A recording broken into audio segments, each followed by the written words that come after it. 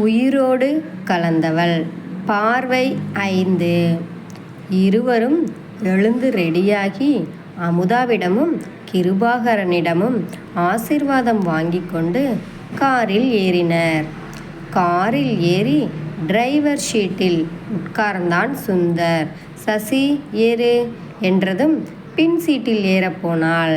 எங்கடி பின்னாடி போய் உட்கார, வா வந்து முன்னாடி வந்து உட்காரு என்று பாசமாக அழைத்தான் சுந்தர். சசியும் முன்னாடி வந்து ஏற கார் புறப்பட்டது. இடையில் நல்ல ஒரு ஹோட்டலில் நிறுத்தி சசிக்கு காலை டிஃபன் வாங்கி கொடுத்தான் சுந்தர். இருவரும் சேர்ந்து சாப்பிட்டுவிட்டு பிறகு காரில் ஏறினர். சசி, இன்னும் கொஞ்ச நேரம் தாண்டி ஊட்டி வந்துடும் என்று கூற சுந்தர் கார் ஓட்டும் அழகை பார்த்து ரசித்து கொண்டே வந்தான் சசி. ஊட்டி மலை மேல் ஏற ஏற சசிக்கு ஒரே மயக்கமாக வந்தது. சசி, என்னாச்சு சசி, ஏன் இப்படி இருக்க? ஏங்க, வாந்தி வர மாதிரியே இருக்குங்க. ஆமாம், மலை மேலே ஏறினா அப்படித்தான் இருக்கும். வா வந்து மாமா தோளில் சாஞ்சு கண்ணை மூடி படுத்துக்க. இன்னும் கொஞ்ச நேரம்தான், நம்ம ரெஸ்டாரண்ட்டுக்கு போயிடுவோம். அப்போ போனால் எல்லாம் சரியாயிரும், ஓகேவா? புக் பண்ணியிருந்த ரூமிற்குள் இருவரும் சென்றனர். இப்போ ஓகேவா சசி? இப்போ நல்லா இருக்கா? வாந்திலாம் வர மாதிரி இல்லை தானே என்று கேட்டான் சுந்தர். உங்கள் தோளில் சாஞ்சிட்டே நல்லா தூங்கிட்டு வந்துட்டேங்க, அதனால் இப்போ நல்லா இருக்குங்க, வாந்திலாம் வர மாதிரி இல்லை என்றாள் சசி. சரி, நம்ம இப்போ ஊட்டியை சுற்றி பார்க்க போகலாமா தங்கம் என்றான் சுந்தர். ஓகேங்க, போகலாம். சரி, கையில் ஸ்வெட்டர்லாம் எடுத்து வச்சுக்கோ சசி, நைட்டு நம்ம வரும்போது ரொம்ப குளிரும், ஓகேவா? சரிங்க. அன்று ஊட்டியில் மலர் கண்காட்சியும் நடந்து கொண்டிருந்தது. ஊட்டி முழுவதும் ஒரே மலர்களால் அலங்கரிக்கப்பட்டிருக்க அவற்றை ஒவ்வொன்றாக பார்த்து ரசித்து மகிழ்ந்தனர் சசியும் சுந்தரும். அங்கிருந்த சிவப்பு ரோஜா ஒன்றை பறித்து சசி தலையில் வைத்துவிட்டு, சசி, ஐ லவ் யூடி தங்கம், உனக்கு இந்த இடம் ரொம்ப பிடிச்சிருக்கா? ரொம்ப ரொம்ப பிடிச்சிருக்குங்க, பார்க்க பார்க்க அவ்வளோ ஆசையாக இருக்குங்க. இருவரும் ஒரே ஐஸ்கிரீமை வாங்கி மாற்றி மாற்றி சுவைத்து சாப்பிட்டனர். அங்கிருந்த ரோஜா செடிகளுக்கு அருகில் நின்று ஃபோட்டோ எடுத்து கொண்டிருக்க அங்கிருந்த ஃபோட்டோகிராஃபர் ஒருவர் ஓடி வந்து, இந்த அழகு ஜோடிக்கு நானே ஒரு ஃபோட்டோ எடுத்து தருகிறேன் என்று கூறி இருவரையும் அழகழகாக ஃபோட்டோ பிடித்து உடனே கழுவி கொடுத்தான். அதை பார்த்து இருவரும் மகிழ்ந்தனர். இரவு 7 மணி ஆகிவிட, சசி, வா நம்ம ரூமுக்கு போகலாம், காரில் வந்ததில் ரொம்ப டயர்டாக இருக்குது என்று கூறி ரூமிற்குள் சென்று ரெஸ்ட் எடுத்தனர். பிறகு இருவரும் குளித்து ஃப்ரெஷ்ஷாகிய பின்னர் அவர்களுக்கான டின்னரும் ரூமுக்கே வந்தது. இருவரும் ஒருவருக்கொருவர் ஊட்டிவிட்டு அழகாக சாப்பிட்டு முடித்தனர். சசி, இந்தா என்னோட ஸ்பெஷல் கிஃப்ட், இந்த சாரியை கட்டிட்டு ரெடியாகி வா என்று அவளுக்காகவே வாங்கி வைத்திருந்த அழகான புடவையை கொடுத்தான் சுந்தர். அதோடு அவளுக்கே தெரியாமல் தான் வாங்கி வைத்திருந்த மல்லிகை பூவையும் சேர்த்து கொடுத்தான். அந்த புடவையில் அவள் எப்படி இருப்பாளோ என நினைத்து கொண்டிருக்கும் போதே, சசி, ஏங்க எப்படி இருக்கு இந்த புடவை என்று சொன்னதும் சசியின் முகத்தை பார்த்தான் சுந்தர். அவன் நினைத்து பார்த்ததை விட அந்த புடவை அவளுக்கென்றே நெய்தது போல மிகவும் கச்சிதமாக அழகாக இருந்தது. அதிலும் தலை நிறைய மல்லிகை பூவில் அவள் தேவதை போல் இருந்தாள். அதை பார்க்க பார்க்க சசியின் அழகை பார்க்க சுந்தருக்கோ அழகாக இருந்தது. சசி, அழகுன்னா அழகு, அப்படி ஒரு அழகா இருக்கடி, ஐ லவ் யூடி சசி என்று கூறி நெற்றியின் அழுந்த முத்தமிட்டான் சுந்தர். அந்த ரெஸ்டாரண்ட்டில் ஹனிமூன் வருபவர்களுக்கு அழகாக ரூம் டெக்கரேட் செய்து தருவார்கள்.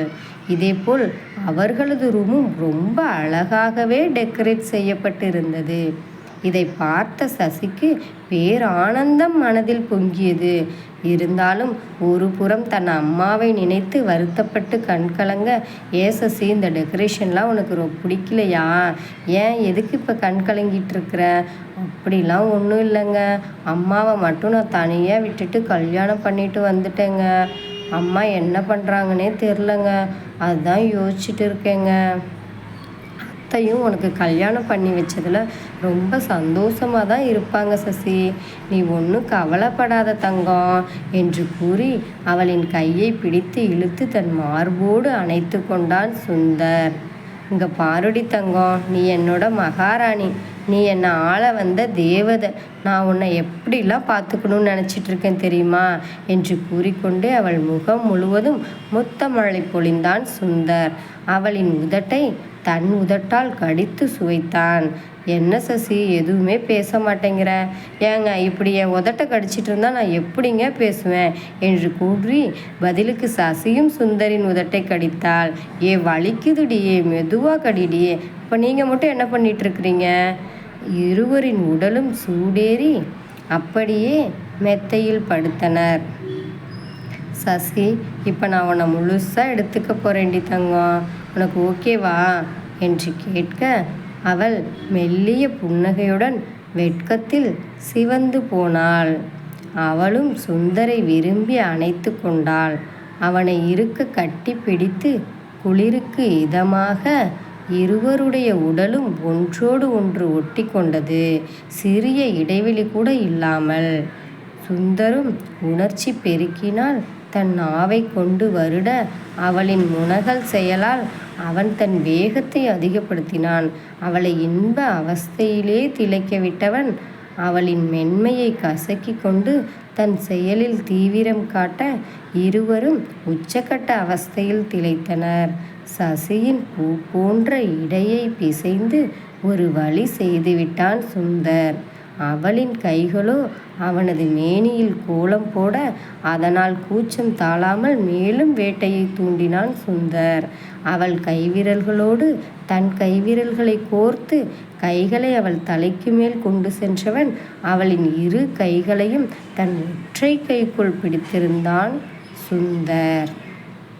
தன் உணர்வுகளுக்கு உயிர் கொடுக்கும் நோக்கில் அவளை பெண்மையிலிருந்து இறக்கி அவன் தன் ஆண்மையை செலுத்தினான். சசியும் முழு மனதோடு அவனை ஏற்றுக்கொள்ள அவனும் அவளின் மென்மையை கசக்கி கொண்டு தன் செயலில் தீவிரம் காட்ட இருவரும் உச்சக்கட்ட அவஸ்தையில் திளைத்தனர். ஒவ்வொரு நிமிடமும் மணியாக மாற அவனின் வேகமும் குறையவில்லை. அவளை முழுவதும் தனதாக்கி கொண்டு அவளின் மார்போடு முத்த தேடுதலையும் ஆரம்பித்தான். சசியும் தன்னை முழுவதுமாக சுந்தருக்கு கொடுத்தவன் அவன் செய்த தீண்டலுக்கெல்லாம் அவள் கண்ணை மூடிக்கொண்டு மனதார தன்னை கொடுத்தாள். அவள் நெற்றியில் காமத்தால் ஒரு முத்தமிட்டவன் அவள் கூந்தலை தன் கை விரல்களால் மென்மையாக வருடி அவர்களுடைய காதலை அவர்கள் வெளிப்படுத்தி கொண்டிருந்தார்கள். இனி அடுத்த பார்வையில் தொடர்வோம். இந்த கதையை நீங்கள் திரும்ப பார்க்கணுன்னு ஆசைப்பட்டீங்கன்னா இந்த சேனலை சப்ஸ்கிரைப் பண்ணுங்கள். ரொம்ப தேங்க்ஸ்.